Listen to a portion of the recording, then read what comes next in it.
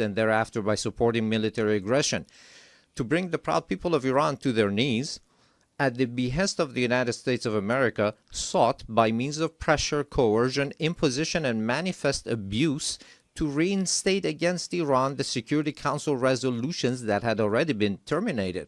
In doing so, they set aside good faith.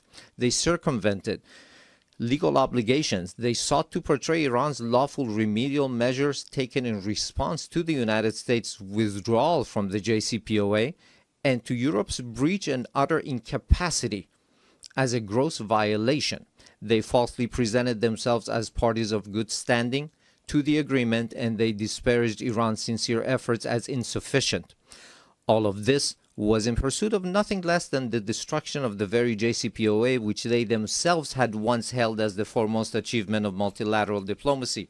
This unlawful measure, which has also met the opposition of certain members of the Security Council, possesses no international legitimacy and will not garner the approbation of the international community.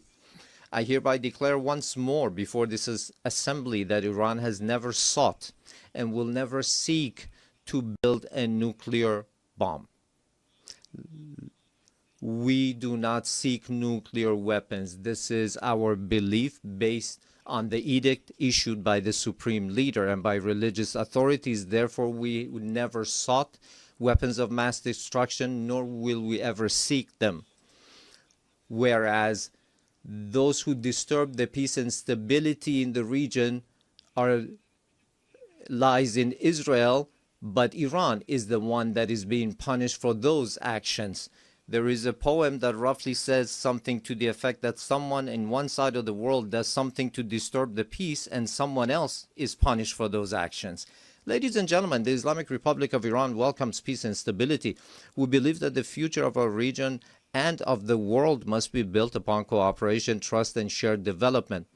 In this framework, Iran supports the peace process between the Republic of Azerbaijan and the Republic of Armenia and hopes that its outcome shall be enduring and serve as a foundation for improved relations between these two neighboring states. Iran also hopes that the efforts to bring an end to the war in Ukraine may result in a just and lasting agreement between Russia and Ukraine and bring solace to the human suffering caused by this crisis. Iran welcomes the defensive pact between the two brotherly Muslim countries, the Kingdom of Saudi Arabia and the Islamic Republic of Pakistan, as a beginning for a comprehensive regional security system with the cooperation of the Muslim states of West Asia in the political, security, and defense domains. Finally, Iran condemns the criminal aggression of the Israeli regime against Qatar, which resulted in the martyrdom of a number of Palestinian and Qatari nationals, and declares its support and solidarity with the government and people of Qatar. Ladies and gentlemen, true security is not achieved through force, but through confidence building, mutual respect, regional convergence, and multilateralism grounded in international laws. Based on this foundation, a call upon all to practice listening to one another instead of raising voices, to re-examine the intellectual premises of polarization and political violence, which today ensnares not only the international community, but also renders societies internally with tension and turmoil. To uphold as the common denominator of all beliefs and cultures the principles that whatever we do not approve for ourselves, we should not impose upon others, instead of distorting concepts and narratives with biased interpretations.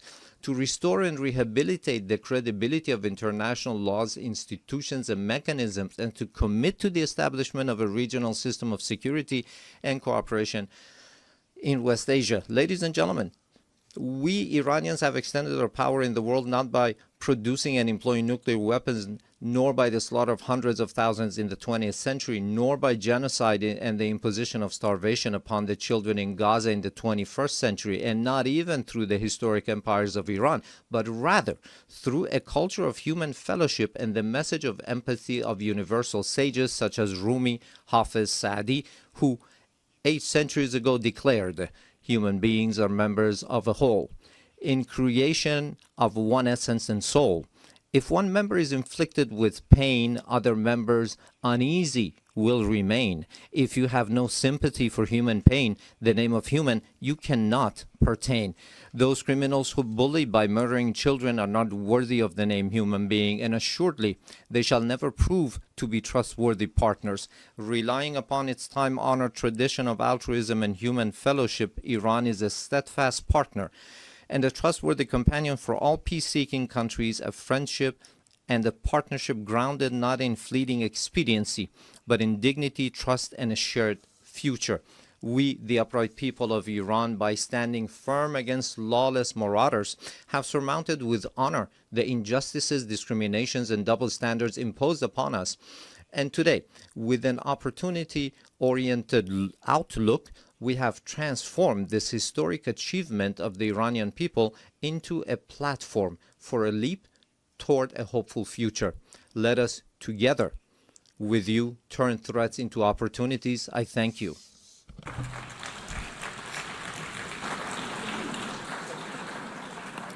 On behalf of the Assembly, I wish to thank the President of the Islamic Republic of Iran.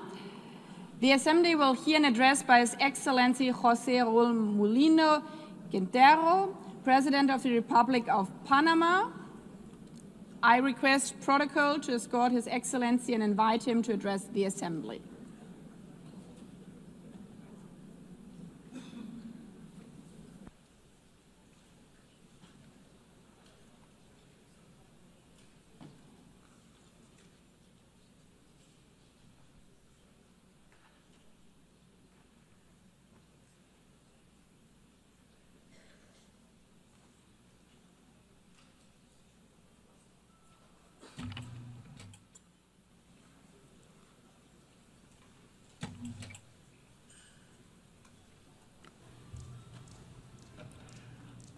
Muy buenos días.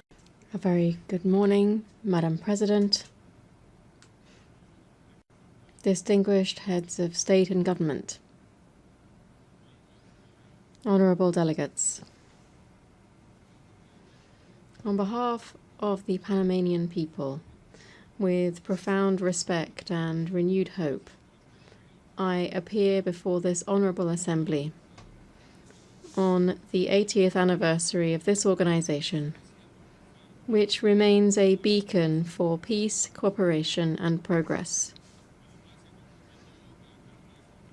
Panama has been committed since the signing of the Charter of San Francisco in 1945 to peace building, security, sustainable development, and human rights. Over these 8 decades, our country has championed multilateral diplomacy and public international law as a cornerstone of our foreign policy. The UN 80 initiative, presented by the Secretary-General Antonio Guterres, offers an opportunity to reflect on the past, to raise awareness of present threats, and to envision a fairer future. We firmly believe that today more than ever we must strengthen the value of multilateralism to respond to global challenges and crises as a tool to mitigate asymmetries among nations. In this regard, I wish to highlight that multilateral policy contributed to our country's removal, for instance, from discriminatory lists imposed by the European Union and the Financial Action Task Force. Since it does not make sense to be a member of the Security Council of this organization, while at the same time appearing on lists alongside countries that promote terrorism, we believe it is the right time to undertake a comprehensive reform to make the Security Council more effective, to make the General Assembly more representative, to make specialized agencies more inclusive, and, above all, to reduce bureaucracy. Panama, just like other countries, calls for greater representation of Latin America and the Caribbean in decision-making bodies. The time has come to update the architecture of multilateral governance. Our region is the world's leading exporter of food. It is home to a strategic canal linking the Atlantic and the Pacific, and it holds more than 50% of the planet's biodiversity. We are major suppliers of minerals. We possess the largest freshwater reserves. We live together in peace, and we strive to preserve this. All of these elements make us a key global actor, and we must ensure that our representation reflects our role and our global significance. In line with our mission to contain and prevent the tragic outcome of a global war, which was its fundamental raison d'être, the United Nations is also facing a challenge of promoting urgent action to achieve the Sustainable Development Goals.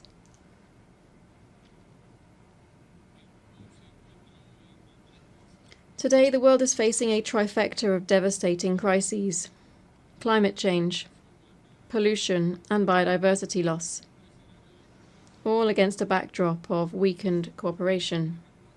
The response to these crises must be swift and united. In response, Panama has put forward its Nature Pledge, which is our pact with nature. This is a new way of understanding environmental and climate policy, integrating our obligations on climate, biodiversity, and land into a single national commitment. In practice, Panama is pledging to curb its emissions by 2035. Even as a carbon-negative country, we believe there's always room to take further steps towards sustainability for future generations. To this end, we will be restoring 100,000 hectares of priority ecosystems, including mangroves and water basins, because nature, we think, is our front line of defense against climate change. Panama trusts in a renewed United Nations, one that strengthens digital security and international cooperation with ethical and inclusive principles, that supports just energy transitions, and one that upholds freedom of expression. In this spirit, we reaffirm our unwavering respect for freedom and democracy in our region, which continues to suffer from instability at the hands of those who disregard the popular will expressed through the ballot box, or who simply do not permit open and transparent elections. We aspire to be a member of the United Nations that is capable of preventing conflicts before they arise, that can better respond promptly to humanitarian emergencies, that better coordinates its field agencies, and that more faithfully represents the diversity of peoples across the globe. Panama has offered to host offices of United Nations system organizations to support reform efforts under the UN 80 initiative.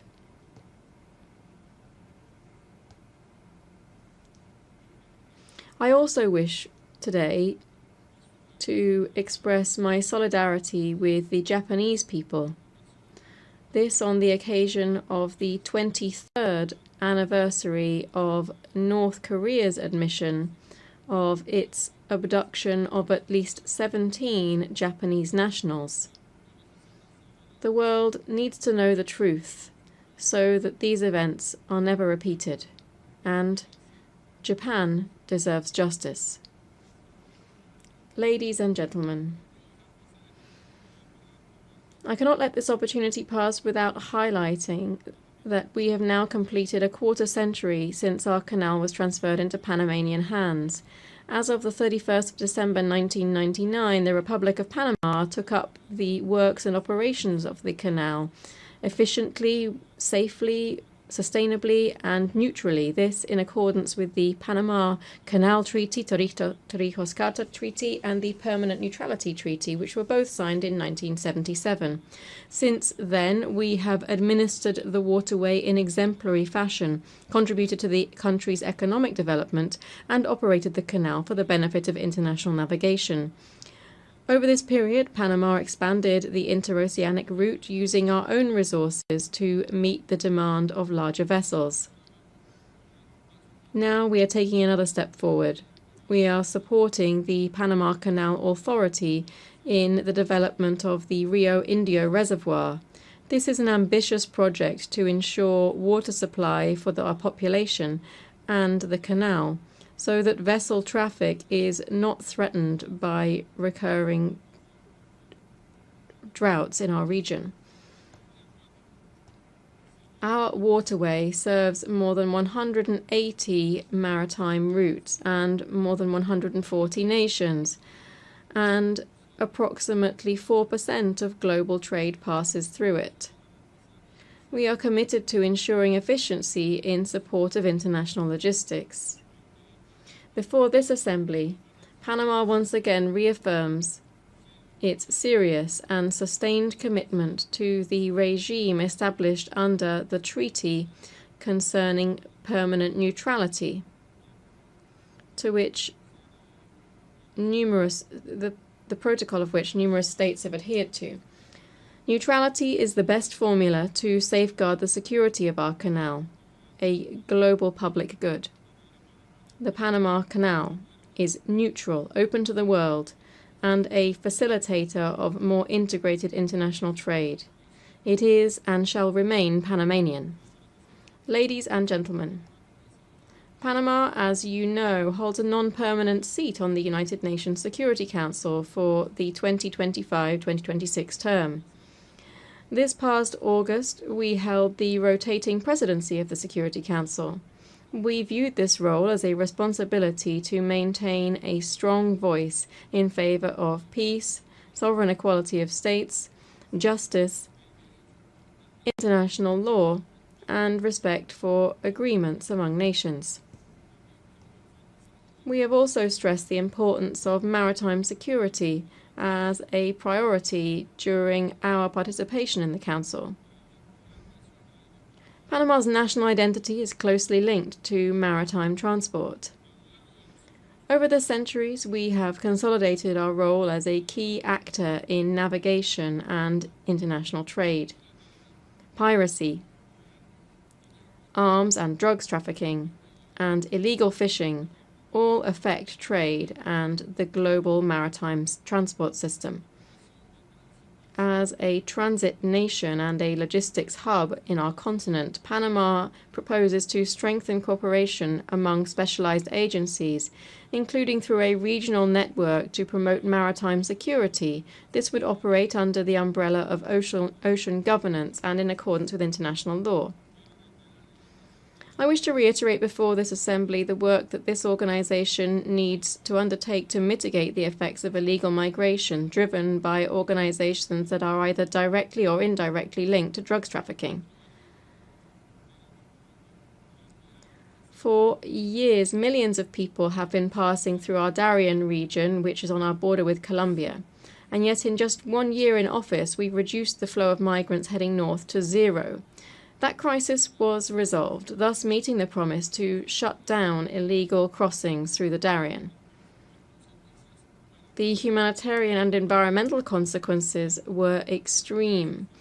The suffering of women and children subjected to abuse and the pollution of one of the world's most biodiverse areas.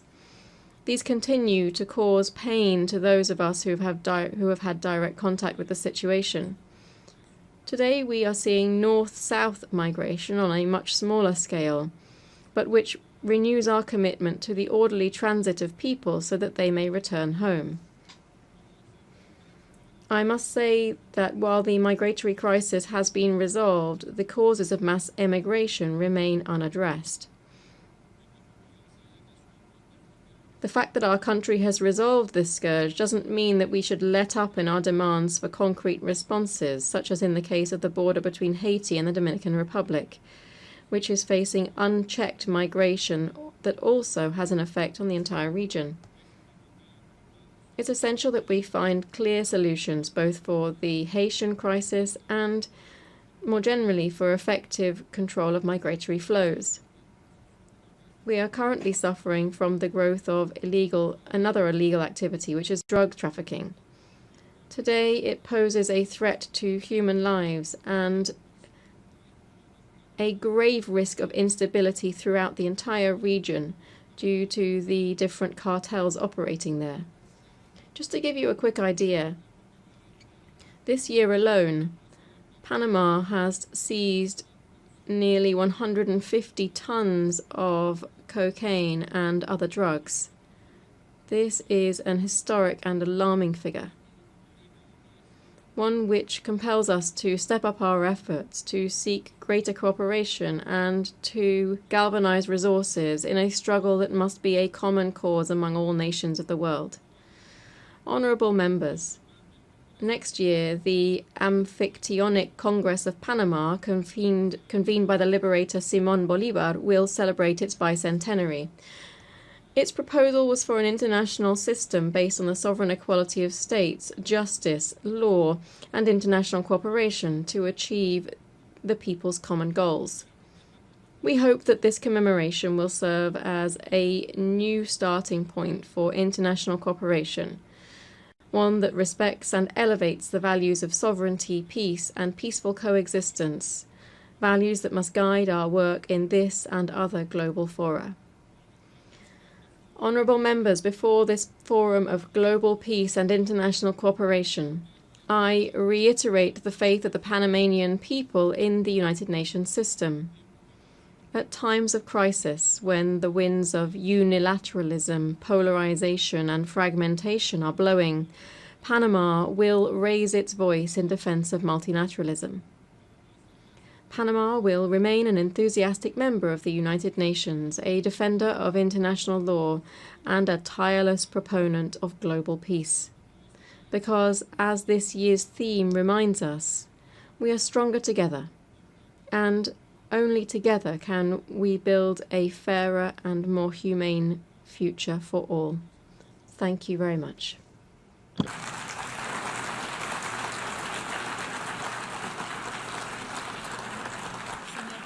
Muchas gracias. On behalf of the Assembly, I wish to thank the President of the Republic of Panama. As the Assembly will hear an address by His Excellency Petr Pavel, President of the Czech Republic, I request protocol to escort His Excellency and invite him to address the Assembly.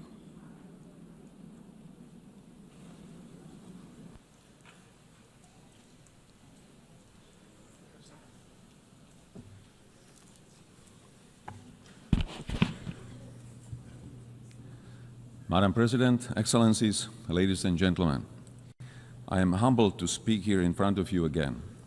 Today, I wish to address two main issues: United Nations achievements and necessity of its reform, and prospect of multilateralism in the light of Russian aggression. 80 years ago, the United Nations was founded with great hope to prevent war and destruction, never to repeat the horrors of World War II. My country proudly stood amongst the founding nations, signing the charter that would become our collective moral compass. Since 1945, we have witnessed remarkable achievements. The United Nations helped to prevent another full-scale world conflict. It assisted in dissolution of colonialism and rise of new sovereign countries in Asia, Africa, Europe, and Latin America. Together, we created a robust multilateral system of rules and global cooperation in international security, human rights, and economic development. Together with the UN, we have fought famine, disease, illiteracy, and poverty in some of the world's most vulnerable regions. Dozens of peacekeeping missions have helped to ease tensions in conflict zones. Thanks to its long-standing efforts, the UN has helped transform countless lives and laid the groundwork for a better world, a world which is more humane and more cooperative. It provided a platform where even the smallest nations can speak out and be heard. The UN remains the only institution where the world can collectively confront global crises. Not with weapons, but with dialogue, shared responsibility, and pressure where necessary. UN's greatest achievement is not perfection, it's persistence. With many devastating conflicts ongoing, Russia's invasion of Ukraine has significantly transformed the global security landscape. Since the last general debate a year ago, our world has not become more secure. On the contrary. In the game of smoke and mirrors, Russia continues targeting civilians, civilian infrastructure, foreign diplomatic missions, and most recently, even our neighboring country, Poland. Not to forget the acts of hybrid warfare on our own territory. These range from disinformation campaigns and attempts to undermine public trust, to cyber attacks, and even acts of sabotage carried out by mercenaries recruited online. Despite being the largest country on the map, Russia still aims to seize Ukrainian territory and expand its sphere of influence. Backed by China, Iran, North Korea, and other countries that help it circumvent sanctions and provide economic or political support. Russia, a permanent member of UN Security Council, is not only violating the principles of state sovereignty and territorial integrity enshrined in the UN Charter, but also sets a dangerous example and precedent, sending the message that aggression can yield territorial and political gain and remain unpunished. Ladies and gentlemen, our multilateral system was created on the premise that rules apply to all without exception. The consequences of this war go far beyond the news headlines. This war threatens to dismantle our system of governance based on mutual respect, equal partnership, and rules we all subscribe to. What is happening in Europe today could happen anywhere else tomorrow, under different circumstances, but under the exact same pretext. If Russia wins this unjust war, it will legitimize the triumph of brute force. Turning a blind eye to Ukraine today is a green light to any future aggressor anywhere in the world. Disruptions of the status quo in the Taiwan Strait or elsewhere in the Indo-Pacific would further destabilize global security and trade. Geographical distance offers no protection. Security in one part of the world is directly linked to security everywhere. Tolerating the principle of might makes right will lead to the end of multilateralism and the beginning of life under principles dictated by a powerful few. It would be a future with history deliberately rewritten, with lies promoted as facts, and with truth slowly disappearing from our discourse and memory. Just the opposite of what most of our nations fought for in the previous century. The heroism of Ukrainian people, their willingness to sacrifice for freedom, and global solidarity with Ukraine demonstrate that most of us still believe in universal values and in our responsibility to defend them. To achieve sustainable peace, we democratic allies from all over the world must act in unity and intensify our economic pressure on Russia. This is the only way to bring the aggressor to the negotiating table. Such peace, based on the existing international law, including territorial integrity and the right of self-determination, is in the interest of not only European countries, but of the whole international community. Any future peace agreement must send a clear message worldwide that aggressor must not be rewarded and borders cannot be changed by force. Ladies and gentlemen, the structure of the UN was based on the outcome of the World War II. Today, one of the UN Security Council permanent members is waging a ruthless war while obstructing any constructive solutions put forward.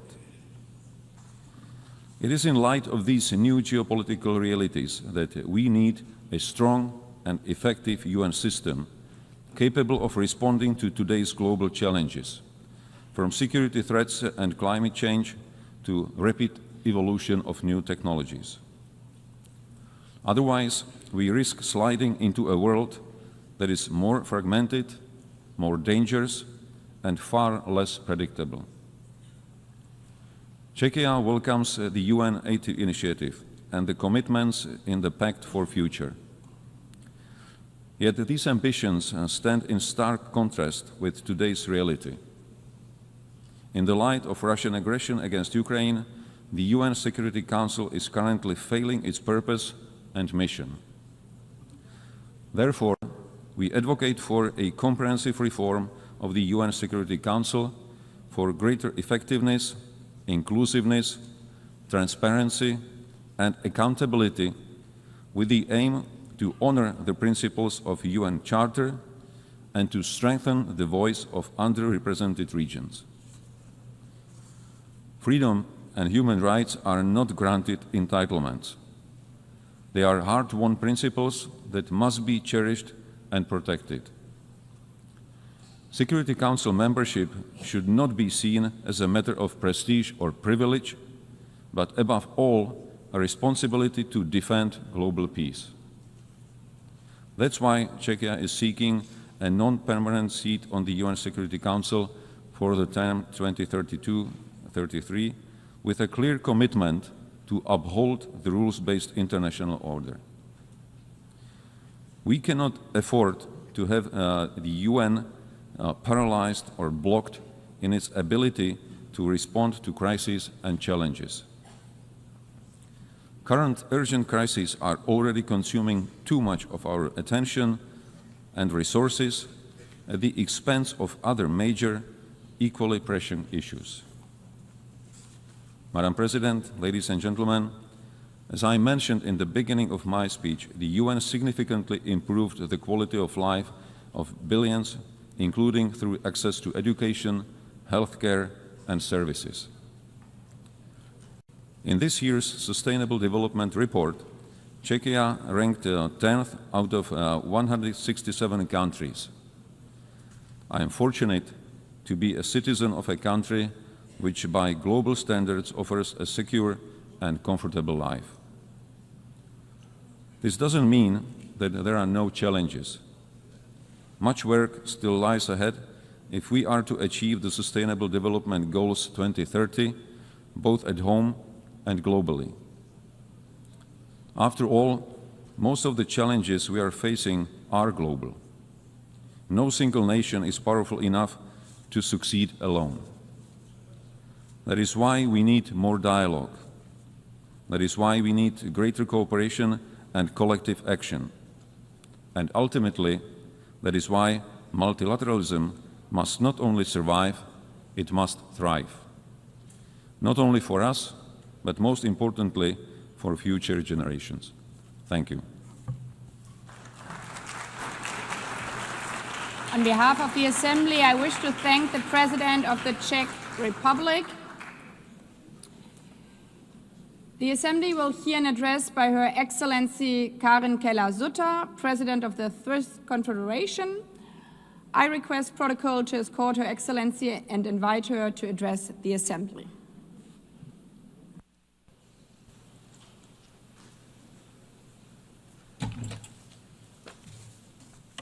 Madame la Présidente, Madam President of the General Assembly, Excellencies, ladies and gentlemen, 80 years ago, the world entered a new era, better times.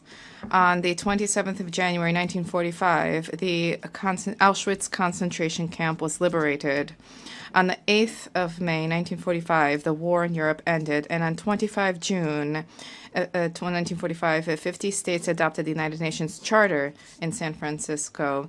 And I quote from the Charter, "They were determined to save succeeding generations from the scourge of war, which twice in our lifetime has brought untold sorrow to mankind." End of quote. Upon the ruins of the Second World War, a new international order was born out of a shared conviction and determination to bring peace and prosperity to the world. The horrors of this time also gave rise to the Geneva Conventions of 1949, which protect the victims of armed conflict. At that time, the foundations for progress and democracy, the rule of law, and the market economy were laid down. Foundations which, despite all the limitations and setbacks, also benefited international cooperation, free trade, peace, and international law. Without drawing any historical parallels, it is clear that this year, as we mark the 80th anniversary of the United Nations, we are experiencing a new era of particularly extreme political and economic upheaval at a time when, once again, too many wars are raging with civilian populations experiencing unbearable suffering, a time in which a just, lasting peace in the Middle East and Ukraine still seems beyond reach, and during which autocratic tendencies are gaining ground, including in Europe, a time in which free trade is being put to the test, and where ultimately international law, including the Charter of the United Nations, risk becoming dead letter. These upheavals are not coming out of nowhere. They are the result of developments that, in some cases, date back a long time, in which, in retrospect, we failed to take seriously enough for far too long. We need to be honest with ourselves. These are developments that have no simple solutions, neither at the international nor at the national levels, nor is it enough today to reiterate yet again, merely in speeches, the merits of a particular form of government, the rule of law, international law, free trade, and multilateralism. No, if we wish to surmount the challenges which we face, we have a duty to redouble our efforts. For what is the benefit of the achievements of civilization? What are they worth if they do not tangibly contribute to freedom, security, and prosperity, if they do not bring tangible benefits for people in their day-to-day lives? There are two errors which we must not make.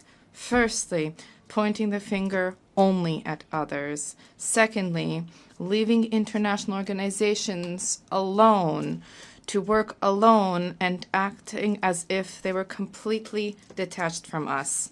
Ladies and gentlemen, we need to begin where we can guarantee freedom and contribute to security and prosperity right now.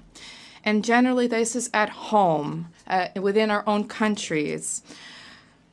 Let me be clear, this is not about praising national self-interest, nor is this about condemning multilateralism. Quite to the contrary. Switzerland is convinced that multilateralism, international organizations, the United Nations are essential for the peaceful coexistence of peoples, for global economic prosperity, for the resolution of challenges, including migration, climate change, the digital transition, and as finance minister, I would also add for global financial stability. Last year, we together adopted the Pact for the Future, a robust commitment to multilateralism. A central pillar of that pact is the 2030 agenda for sustainable development, we must now implement these roadmaps without delay. Switzerland is also convinced that International Geneva can make a unique contribution to the attainment of these goals. Geneva, as the United Nations leading operational center, has robust expertise in numerous crucial areas for our future, particularly those related to humanity and innovation. This is a unique unparalleled ecosystem for reflection, discussion, and concerted action. But a strong international organization needs strong members. And when I say strong, I do not mean strength in terms of size or strength in terms of military might. I am talking about states that are in a position to provide their citizens with an environment in which they're able to flourish and to express themselves freely and in complete safety and security. Security not just in the military sense, but also at the legal, economic, and social security level. Security and freedom are essential prerequisites for economic growth and therefore for prosperity. They require institutions that are legally sound, reliable, and capable of taking action, and they require political, social, and financial stability. And here, each state has an obligation to shoulder its own responsibilities. We cannot simply delegate our responsibilities to an international organization. Ladies, gentlemen, the international community cannot but benefit from the domestic strength, prosperity, and stability of each state. Only strong states, strong domestically, can demonstrate true solidarity and contribute to a successful, prosperous international community. But we need to also redouble our efforts as an international community.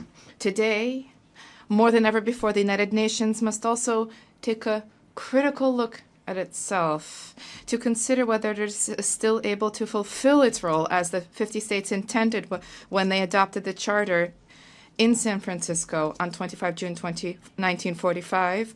Multilateralism is also undergoing unprecedented upheaval. These upheavals are punctuated by a resurgence of violations in the normative framework and the very principles and values that underpin multilateral action. Dialogue, cooperation, consensus building, respect for international law, and sovereign equality of states, regardless of size, of economic strength, or political influence. Switzerland calls upon all states to make a firm commitment to uphold the principles and values enshrined in the Charter of the United Nations 80 years ago. This is the prelude to any reflection on reforms and efficiency measures to strengthen the impact of our actions in the three pillars of the organization. With this in mind, we fully support the UN 80 reform program of the Secretary General. A greater effectiveness, coherence, agility, and impact of multilateral action should each guide our decisions.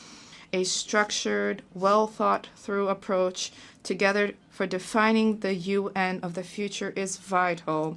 I can assure you that Switzerland will continue to work towards reform. We remain committed to the reform efforts to a more effective and efficient United Nations and to sustainable multilateralism, both as a reliable host state and as a committed member state.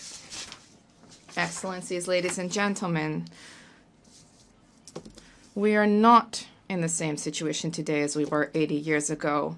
We are in the midst of a critical phase, and the next chapter of history is yet to be written. This also means that we can play an active role in shaping it. And I quote an Auschwitz survivor, the Italian writer Primo Levi, "It happened. Therefore, it could happen again. This is the core of what we have to say."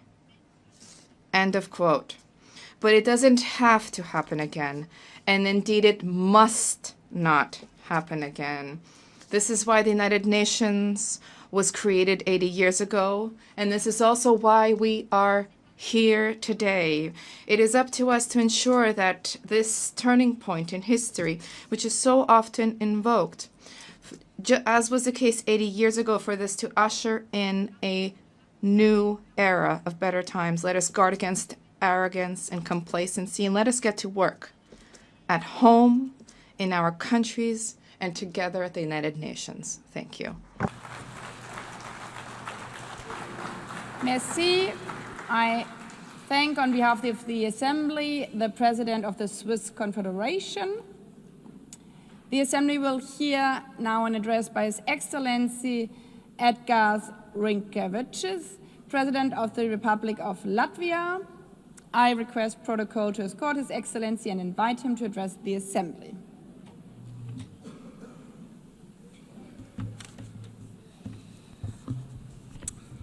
Madam President, Excellencies, distinguished delegates. First of all, allow me to congratulate Your Excellency, Madam Annalena Baerbock, on assuming the presidency of the General Assembly. You will have Latvia's full cooperation. Latvia believes that we are stronger together, stronger in advancing peace, fostering development, upholding human rights. Standing here on this world stage, I would like to congratulate us on the 80th anniversary of the United Nations. 80 years working together to build a better, more just and peaceful world. This task has never been easy, but it is our duty to persist with determination and give our very best. I want to express Latvia's gratitude for the overwhelming support for our candidacy for the United Nations Security Council. We are beginning our term next year. This is our first term. Latvia will take on this responsibility with a strong sense of duty, a duty to serve with integrity, transparency, and with a clear commitment to the principles of the United Nations. Latvia is honored to serve on the Security Council for the good of people around the world. And we will stand together for peace and resilience. Latvia's three priorities in the Security Council are: first, protect our rules-based international order. Second, advocate for women, peace and security agenda. Also protect the most vulnerable people amongst us. Third, find solutions to emerging security threats. These include climate change, hybrid threats, the challenges related to the safety of artificial intelligence. Excellencies, the world is in disarray. Before our eyes, we see blatant attempts to weaken or even to destroy the rules-based international order, the order that is rooted in the United Nations Charter. In effect, a new world order is emerging, and it is not a better one. There is an attempt to recreate the world where the might makes right. The permanent members of the Security Council undertook to maintain international peace and security, to prevent wars, to prevent devastation and loss of life. But it seems that one permanent member, Russia, doesn't want this. Russia wants a world where brute force prevails over international law. Russia does not want peace. Russia wants to get what it wants. And Russia is willing to inflict destruction and misery on others. Unfortunately, Russia has partners in crime, notably Iran and North Korea. Ukraine is fighting back, bravely, with all it has. Ukraine is facing an existential threat to its people, to its land, to its freedom. Ukraine is fighting for all of us, for the rules-based international order, for independence and sovereignty, for territorial integrity, so that international borders are not changed by force. These actually are the very principles at heart of the United Nations. Latvia stands with Ukraine and will advocate for its sovereignty and territorial integrity at the United Nations Security Council. We are and we will be advocates for Ukrainian children abducted by Russia. They must be returned. We will be advocates for the Ukrainian civilians who have lost their homes and livelihoods. Latvia will use its position on the United Nations Security Council to help achieve a just and lasting peace in Ukraine. I want to express my appreciation to President Trump, President Zelensky, and my European colleagues for their efforts to achieve peace, for trying to stop the unnecessary destruction and the misery we are witnessing in Ukraine. It is our collective duty to uphold the principles of the United Nations Charter, especially when a permanent member of the United Nations Security Council openly violates them. We need no reminding that the United Nations was founded on the ruins of the World War II, to save future generations from the scourge of war, to maintain international peace and security, to protect human life. Distinguished delegates, in war, it is the most innocent that pay the highest price. It is our duty to strengthen international cooperation to tackle the escalating crisis in Gaza. The humanitarian catastrophe in Gaza continues to spiral. Urgent action is needed to end civilian suffering. Latvia condemns all terrorist attacks. Nothing can justify terrorism. We recognize Israel's legitimate right to self-defense, but it must be exercised in line with the international law and particularly international humanitarian law. The law is there to protect every one of us. Latvia calls for an immediate ceasefire in Gaza. The terrorist organization Hamas must release all hostages. Hamas must be destroyed, as this organization is responsible for so much human suffering in the region. We need to ensure that the access to humanitarian aid in Gaza is safe and unconditional. The ongoing escalation confirms the need for a sustainable political solution, the need for a two-state solution in accordance with international parameters, the need to break the cycle of violence, to reach a just and lasting peace, a peace that addresses the security concerns and the legitimate aspirations of both the Israelis and Palestinians. Latvia is keenly aware of the ongoing conflicts around the world.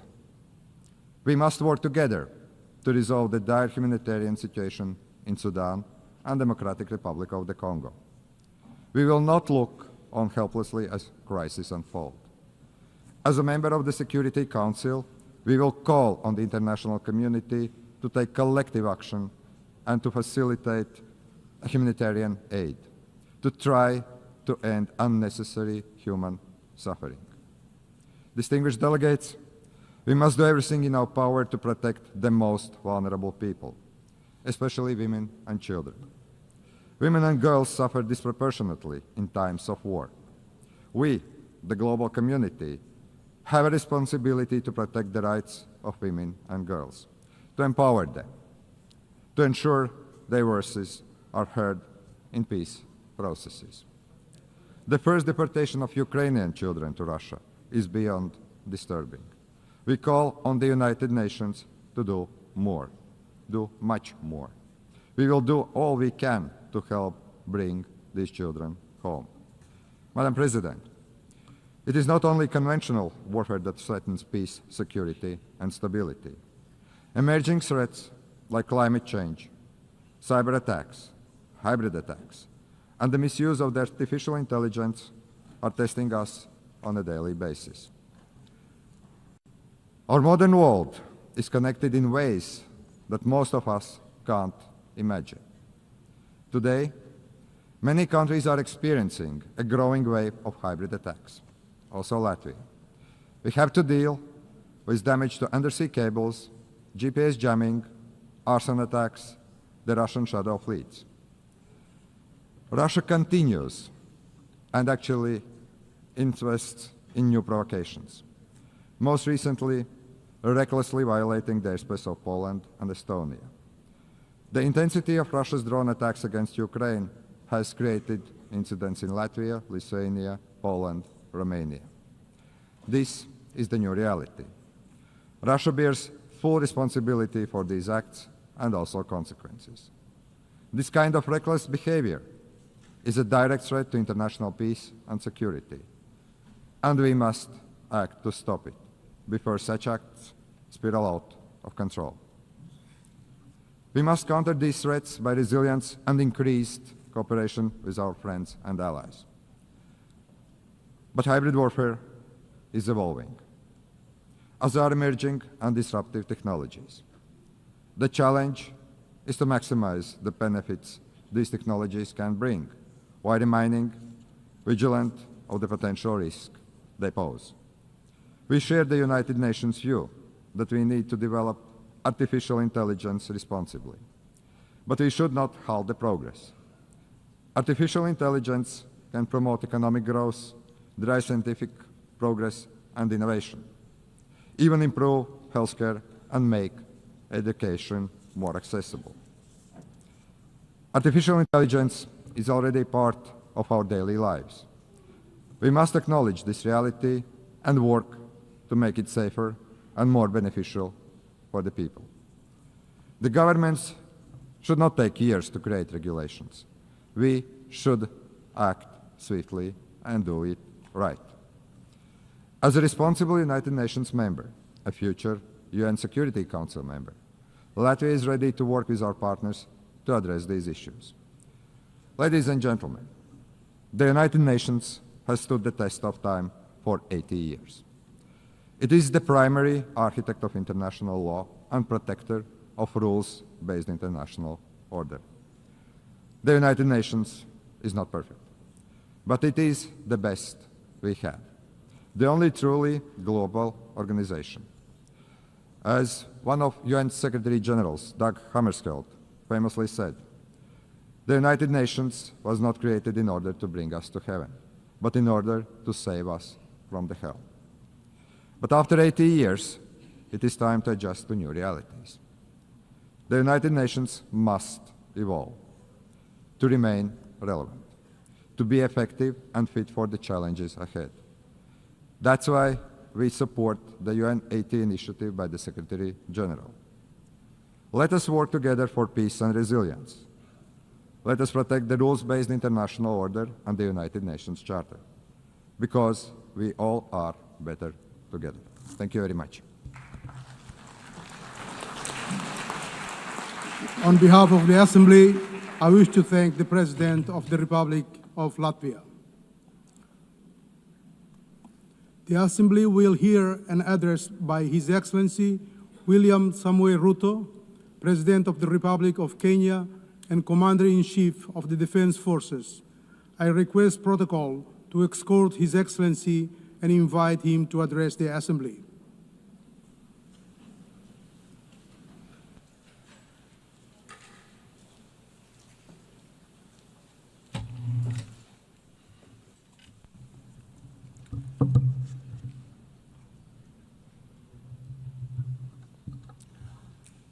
Madam President, the President of the 88th session of the UN General Assembly, Madam Annalena Baerbock, Secretary General of the United Nations, Antonio Guterres, Excellencies, Heads of State and Government, distinguished delegates, ladies and gentlemen. I congratulate you, Madam President, on your election to preside over the 80th session of the UN General Assembly. Madam President, you can count on Kenya's full support throughout your tenure as you steer the Assembly into the future. Ladies and gentlemen, 80 years ago, in the aftermath of the unprecedented global destruction and devastating war, the international community came together in hope. They created this organization, the United Nations, as a shield against the horrors of war, as a platform for dialogue, and as a bridge to a better, fairer, more secure global community. What is often forgotten or not mentioned today is that the United Nations grew out of the failure of the League of Nations that existed between 1919 and 1945. The League of Nations did not collapse for lack of good intentions or noble objectives. Formed at the end of the First World War and as part of the Treaty of Versailles, it was humanity's first attempt to build a permanent international organization to stop aggression and war and bring nations together. Its ambitions were to achieve collective global security, disarmament, peaceful dispute resolution, and cooperation on humanitarian and social issues. Despite these ideals, the League of Nations failed. The United States never joined, other great powers came and went, and without enforcement authority, its condemnation carried little weight.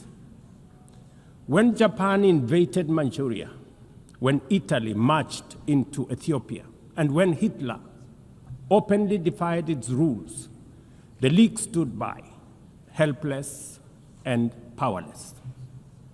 By the late 1930s, its credibility had collapsed, and with the outbreak of the World War II, it was rendered irrelevant.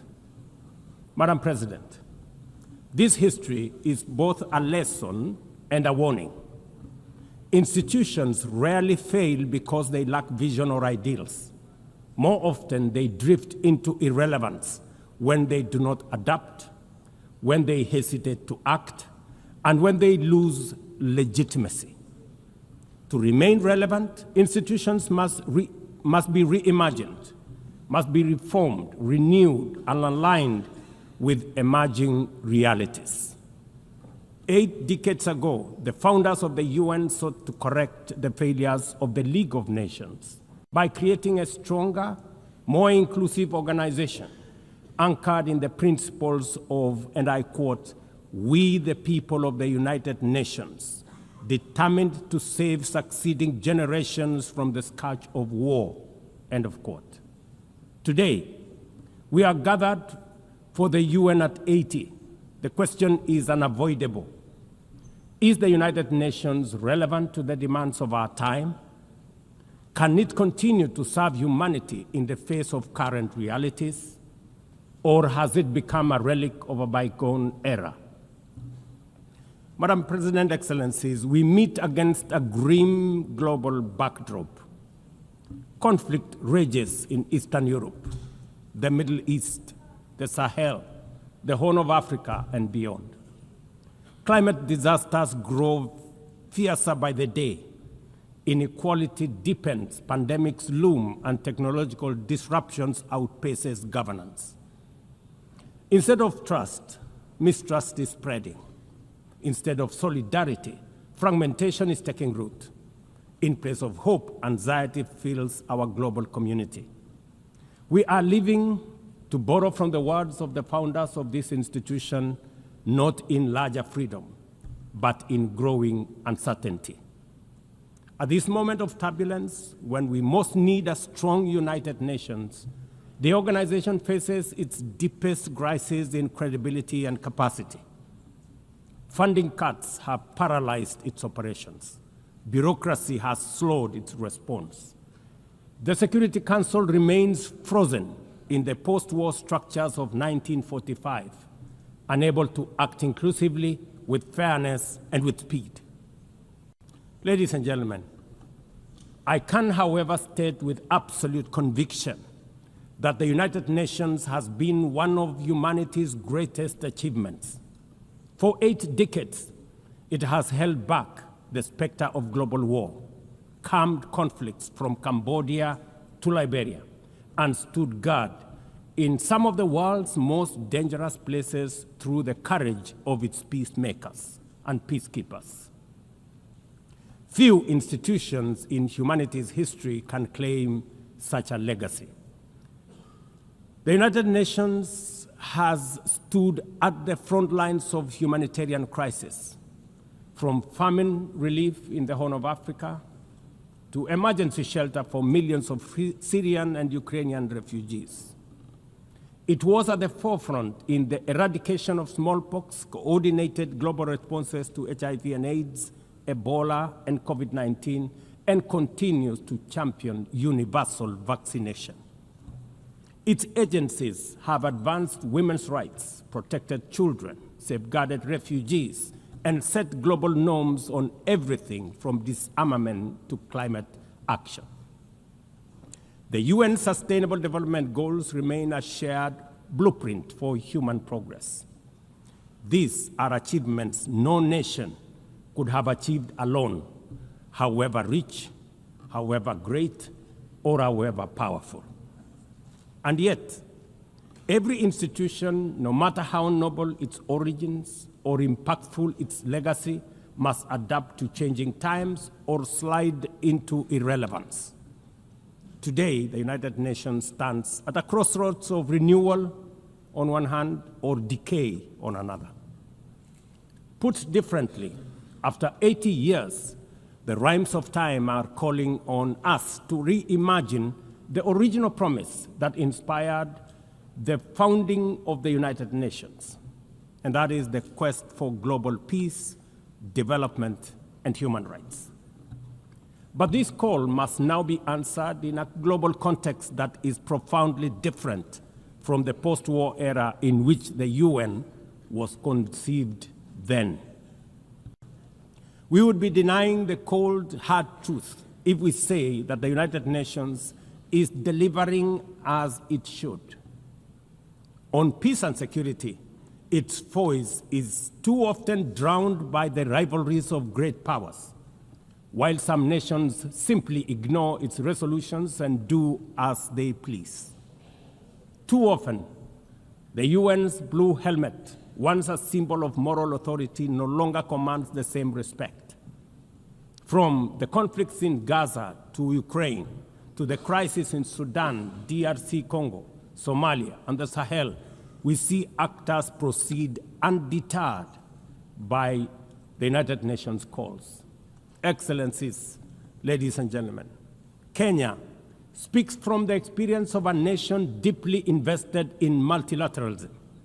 For decades, we have placed our troops and police in harm's way for peacekeeping missions across Africa and beyond, from Somalia to Democratic Republic of Congo, from South Sudan to most recently in our neighborhood here in Haiti.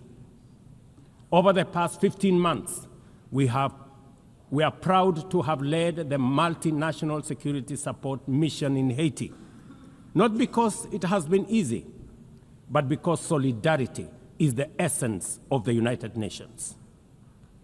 Madam President, the mandate of the MSS mission is coming to an end in a few days. As the lead nation, allow me to briefly share our experiences, the successes and the challenges, as both a cautionary tale and a living lesson about the strengths and weaknesses of the current global security governance architecture. For far too long, the people of Haiti called out to the world. Too often, their pleas were met with silence, hesitation, or half measures. Haiti became a tragic reminder of what happens when the international community looks away, prevaricates, or offers half-hearted support. When Kenya responded to the quest for the Haitian authorities, it was in the belief that we were joining a genuinely multinational effort. We welcomed and fully embraced Resolution 2699, by which the United Nations Security Council authorized the MSS with Kenya as the lead nation. Drawing on our decades of peace support operations, we stepped forward, stepped up, and deployed our officers to confront the rampant menace of gang violence in Port-au-Prince and its environs. Madam President, ladies and gentlemen, the mission has operated in a volatile environment under enormous constraints. It has been underfunded, under-equipped, and operated below 40% of its authorized personnel strength. Our police officers have valiantly shouldered responsibilities without the full logistical support that would accompany any mission sanctioned by the United Nations. Despite these challenges, and against all odds, the MSS has delivered results many thought were impossible. The presidential palace, once under siege from gangs, is today restored as the seat of government. The police headquarters and the police training center, once overrun by gangs, are now secure, with the academy resuming the training of new police officers, over 700 of whom graduated a few months ago. Schools that have been shattered by violence have reopened, with children back in class, learning and progressing. Roads once manned or blocked by gangs have now free-flowing traffic. Cases of kidnapping and extortion have reduced sharply. The airport and the seaport, once surrounded by gangs, are now abuzz with normal operations. Which begs the question, if so much could be achieved with limited resources and stretched personnel within just 15 months, what more could have been accomplished if the United Nations fraternity had truly acted together in solidarity with the people of Haiti? From this podium, I wish to assure all partners and actors that with the right personnel, adequate resources, appropriate equipment, and necessary logistics, Haiti's security can be restored. Gangs can be neutralized and the safety of streets, schools, hospitals, and homes secured. The continued harassment, abductions, and criminal acts undermining the lives of Haitians are unacceptable, unjustifiable, and must be stopped by this organization, the United Nations. Madam President, as the UN Security Council deliberates on the next steps, we must not lose sight of the fact that the situation in Haiti demands sustained, coordinated, and undivided international attention. A careful and orderly transition from MSS is essential to consolidate the hard-won gains so far achieved. I urge the Security Council and all partners to remain steadfast in ensuring that Haiti moves forward on a path of peace, stability, and renewal. Ladies and gentlemen, on human rights, our principle is clear and unwavering. The protection of civilians and respect for humanitarian law cannot be applied selectively. We cannot condemn suffering in one place and turn a blind eye in another. Kenya is gravely concerned by the humanitarian catastrophe in Gaza and by the immense suffering of civilians caught in the devastation of disproportionate military operations. At the same time, we call for the unconditional release of Israeli hostages. In line with the African Union and United Nations resolutions, we also call for a permanent ceasefire, for strict adherence to international humanitarian law, and for the launch of a credible political process.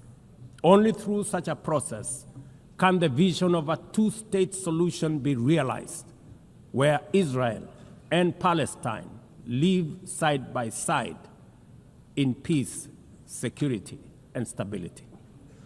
Kenya is equally deeply troubled by the worsening humanitarian situation in Sudan, where innocent citizens are caught in the crossfire of a needless war. We fully endorse the Quad, comprising Egypt, Saudi Arabia, the United Arab Emirates, and the United States, in affirming that there cannot be a military solution and that only political dialogue offers a viable path forward. We join the Quad in urging all parties, including SAF, RSF, and the external actors, to respect Sudan's sovereignty, unity, and territorial integrity, and firmly reject any attempts to divide the country, reaffirming our unwavering support for a unified Sudan for the benefit of all its people. Excellencies, distinguished delegates, those who look to the future with a clear vision know that climate change is not only the single greatest threat of our age, but also one of the greatest transformation opportunities of our time. The global stocktake has made it plain that the world is off track. Current national determined contributions are steering us towards temperature rises far beyond any safe threshold. This is the difference between survival on one hand and devastation for millions across the world on the other. Kenya and Africa are not passive victims of this crisis. We are taking bold steps showing that climate action is not only possible, but can also be the foundation for inclusive growth. We are building a climate-resilient society by embedding adaptation into every sector, from agriculture and energy to infrastructure and livelihoods, to sustainable mining and artificial intelligence. This ambition is visible on the ground. Today, 93% of Kenya's electricity comes from renewable sources: geothermal, wind, solar, and hydro. We are expanding investments in e-mobility, climate-smart agriculture, clean cooking solutions, and green manufacturing. We are also pioneering nature-compatible solutions such as sustainable waste management and circular economy interventions. Africa, too, is uniting its voice. In 2023, in Nairobi, we hosted the inaugural Africa Climate Summit, where the continent adopted the Nairobi Declaration on Climate Action and Call to Action. Just 2 weeks ago, in Addis Ababa, Africa came together once more at the second Africa Climate Summit to reaffirm our commitment and strengthen our ambition for climate-positive growth.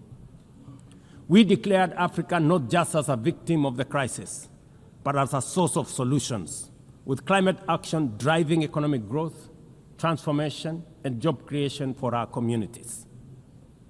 Ambition, ladies and gentlemen, cannot stand on willpower alone. Implementing our new NDCs will require $56 billion. That is why we call on the global community to unlock the $300 billion agreed at Baku, and to accelerate negotiations towards the new $1.3 trillion goal under the Baku-Belém roadmap. Without affordable finance and without reform of the international financial architecture, the promise of climate action in Africa will remain constrained.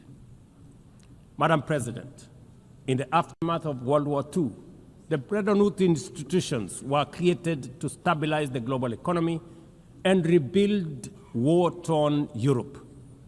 At that time, their design reflected the power and interests of the victorious nations, who were also their primary shareholders and beneficiaries.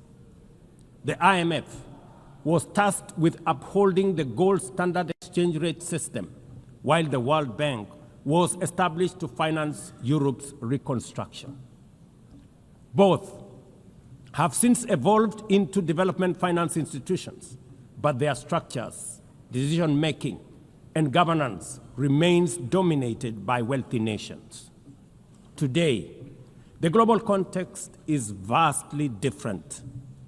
The global standard collapsed 5 decades ago, and Europe has long since been rebuilt.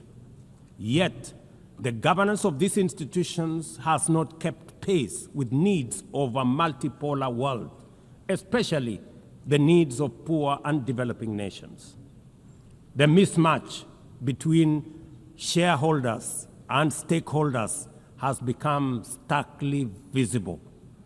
For instance, during the IMF's recent allocation of special drawing rights, 64% went to wealthy nations. Just imagine, 64%. With little need for liquidity support. They didn't need the money anyway, but they got 64%.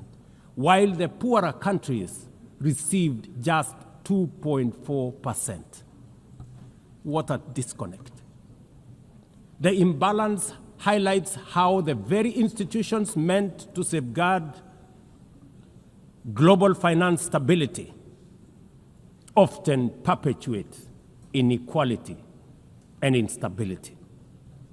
I have argued, and I say it again, that the current global financial architecture punishes poor countries with high interest rates and enormous conditionalities while rewarding rich nations with lower interest rates and softer lending rates. Its rules, priorities, and allocation mechanisms consistently favor those already prosperous, while trapping vulnerable economies in cycles of debt, high borrowing costs, and inadequate access to emergency support and concessional funding. It is imperative to transform these institutions into genuinely independent, apolitical global bodies that their operations are aligned with their global mandate. Such a shift would democratize decision-making, restore credibility, and allow the IMF and the World Bank to serve all countries fairly rather than reinforcing old hierarchies. But Africa is not merely waiting for external prescriptions. We are taking bold and deliberate steps to strengthen our financial independence, safeguard our stability, and accelerate our development. Kenya, for instance, fully endorses the establishment of the Alliance of African Multilateral Financial Institutions, launched with the Africa Union in February 2024. This alliance brings together our homegrown banks, Afrexim Bank, the Africa Finance Corporation, the Trade and Development Bank, Shelter Africa Re, Africa Development Bank, Africa Trade and Investment Development Insurance, and ZEPRI, institutions that embody Africa's determination to mobilize resources, finance trade, and build resilience on our own terms. At the same time, the Africa Union is championing three transformative institutions: the Africa Central Bank, which will issue a single currency and free our trade from dependence on foreign money; the Africa Monetary Fund, positioned to stabilize our economies and give us true financial sovereignty; and the Africa Investment Bank, designed to mobilize resources for infrastructure, industrialization, and integration that Africa needs to rise. And to complete this vision, the Africa Credit Rating Agency, one that understands our realities, values our uniqueness, and tells our story with fairness and truth, has already been established. Excellencies, as we mark the 80th anniversary of the United Nations, Africa also marks 20 years since the Ezulwini Consensus and the City Declaration, the two historic milestones that establishes the common African position on UN Security Council reforms. For 2 decades, Africa has spoken in one voice, demanding justice, equity, and representation in the highest organ of global governance. This demand, however, continues to be ignored, deferred, or endlessly debated to the detriment of both Africa and the legitimacy of the United Nations itself. You cannot claim to be the United Nations while disregarding the voice of 54 nations. It is not possible. Africa is no longer willing to wait on the margins of global governance while decisions about peace, security, and development are made without our understanding, without our perspectives, and without our voice. Africa's exclusion is not only unacceptable, unfair, and grossly unjust, it also undermines the very credibility of the United Nations, this organization. Africa dominates most of the Security Council agenda, provides some of the largest contingents of UN peacekeeping forces, and bears the heaviest costs of instability. Yet we remain the only continent without a permanent seat at the main table where decisions about our destiny are made. Africa deserves, ladies and gentlemen, at the very least, 2 permanent seats with full rights, including the right to veto, and 2 additional non-permanent seats on the United Nations Security Council. The world must understand that reforming the Security Council is not a favor to Africa or to anybody. It is a necessity for the United Nations' own survival. If the United Nations is to remain relevant in this century, it must reflect today's realities, not the post-war power arrangements of 1945.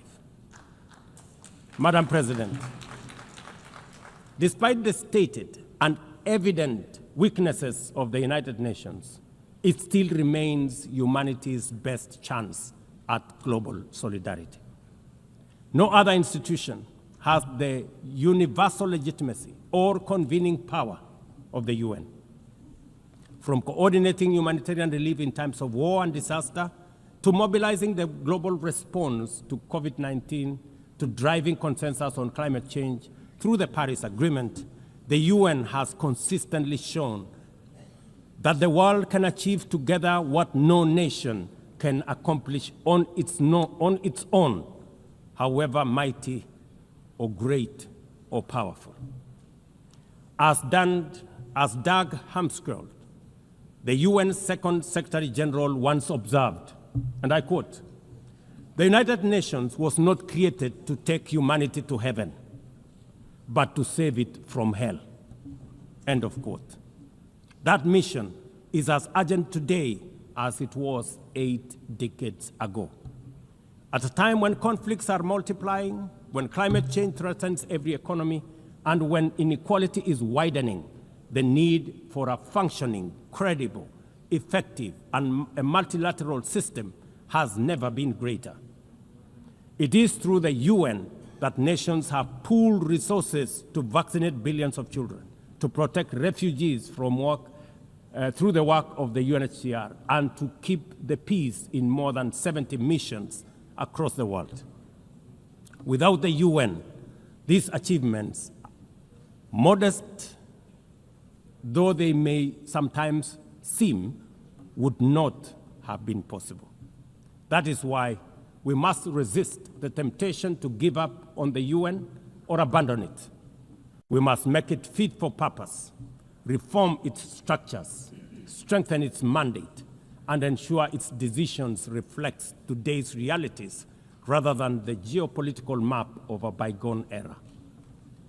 As one of the hosts of the UN headquarters and the only one in the Global South, Kenya stands ready to do its part to enable the organization to go through this phase of renewal successfully as envisaged by the Secretary General under UN 80 reforms.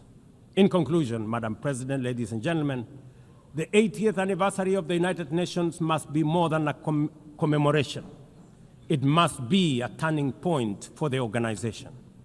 Let us seize this moment to reimagine and rebuild the UN into a body that commands legitimacy, responds with speed, and delivers justice for all.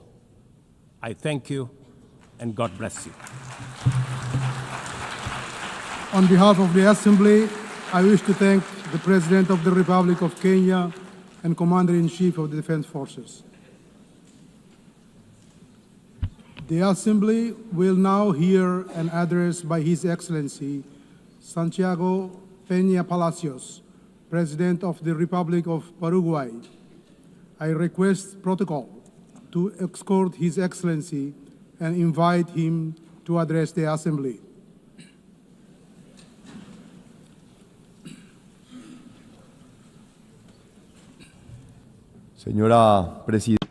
Madam President of the General Assembly, distinguished heads of state and government, distinguished ministers of foreign affairs, ladies and gentlemen. This is my third address to the United Nations General Assembly. It is without doubt an immense privilege and an honor to represent Paraguay in this magnificent forum a country which may look small on the map, but is a giant in its spirit and potential. As I flew into New York from afar, I was thinking that I might begin my speech by sharing the joy that I feel at having the opportunity to tell you about the great things that lie ahead for Paraguay. However, the events of recent days and months make this simply impossible. Instead, with regret, I must begin by recalling the anecdote of the great German historian Theodor Mommsen, who, upon receiving the Nobel Prize in 1903, asked his audience not to applaud after his acceptance speech. "The times," he said sorrowfully, "are too grave for that." The years that followed fully confirmed his intuition. I believe exactly the same thing can be said today. Indeed, in recent times we have witnessed that evil, radical ideologization, intolerance are unfortunately real and embedded in certain sectors of our societies. I remain shaken, saddened, and distressed by the shocking images of two cowardly and incomprehensible political attacks. First, intolerance and hatred which took the life of a great human being, Miguel Uribe, the Colombian presidential pre-candidate, who was assassinated in public while touring while on a national tour. Ghosts of violence which we thought were a thing of the past for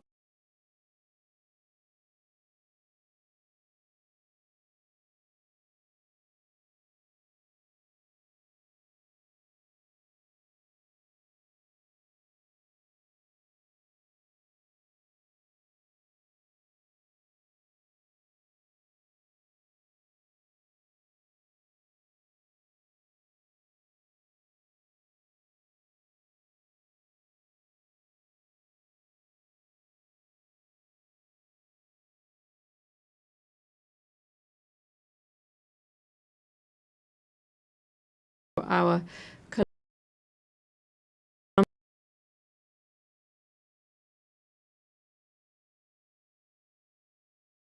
Colombian brothers and sisters. Second, we saw a young dreamer, Charlie Kirk, who was miserably tortured. That venerable and brilliant creation of Greek genius, which allows us to have a peaceful modus vivendi despite our differences, is currently in jeopardy. Therefore, in times when darkness seeks to extinguish the light, we must take a stand.